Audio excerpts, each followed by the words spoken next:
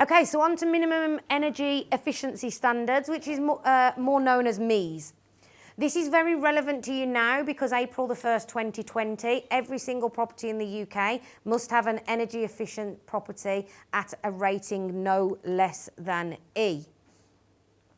For us, this is a massive challenge because we obviously manage a massive portfolio, so we've had to go through all of the EPCs, find the ones that are F and G, start having conversations with landlords. You guys, if any of you in this room have a property that falls below an E rating, if you haven't got that up to an E rating by the 1st of April of next year, you are in breach of these regulations. Okay. Anybody here? So MEES started when it came in the 1st of April 2018 was the first stage of this process. And as of the 1st of April 2018, they stated that all tenancies that were new tenancies after that date or renewed tenancies after that date had to be an E or above. It didn't apply to previous tenancies. And at that moment in time, the landlord only had to comply with an E rating if it didn't cost him a single penny to improve the property. So if you had to spend £1 or a penny or more to improve that property, you could apply for what was called a no-cost exemption. That's what we did on all of our G and F rating properties. On the proviso that they told us they'll be valid for 5 years. That's not the case. They no-cost exemptions now expire on the 31st of March 2020, and therefore we need to start looking at this now because improvements are going to need to be made. A landlord that has a property with an F or G rating, EPC, now will have to spend £3,500 before they are entitled to apply for a high-cost exemption. So they will expect you to spend £3,500 to improve that property to an E or an above.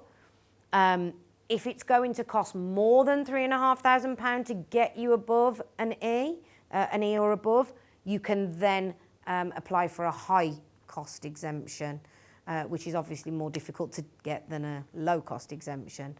Is there anybody in here that, does everybody in here know their property's EPC grade first and foremost? Some of them, not all of them. It's time to check, okay? And a lot of landlords, I battle this out, and the management department will side with me here. We battle it out with landlords all the time. We're in 2019 now, and EPCs came law in 2007. They are valid for 10 years, so for the last 2 years, the EPCs have started to expire. And landlords are saying, I'm not getting another one done, I don't need to. You do. You have to have it a valid EPC.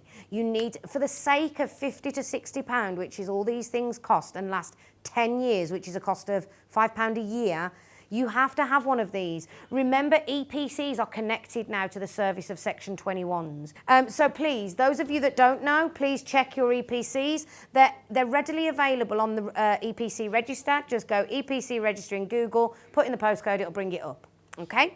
Listed buildings are not always exempt, so you need to make sure that if you hold a listed building that you believe to be exempt, that you check that it actually is exempt.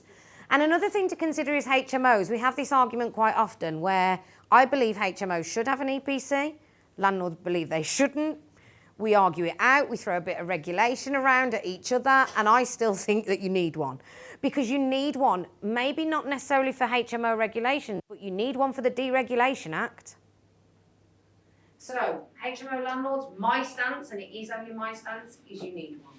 So have a look at your current stock, make sure that you're prepared. There are some sorts of loans available for landlords that are then paid for through the bills or something. Have a look if there's any funding out there. A lot of it's been removed, but please make sure that you have a look at that.